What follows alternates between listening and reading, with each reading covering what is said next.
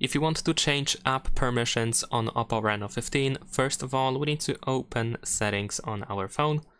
Next, in settings, choose security and privacy, and then in here we need to go to privacy controls. Now we can find the permission manager, and you can choose any of these permissions, and then you can see which apps are allowed to use the selected permission. Of course, we can find a couple of different categories like allowed all the time, allowed only while in use, or not allowed on at all. And if you choose any of these apps, then of course you can readjust that permission. And in some cases we just have like allowed or not allowed.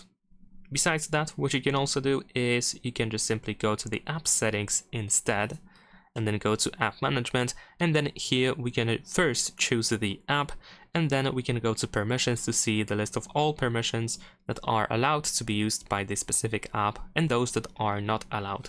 Leave a like and subscribe.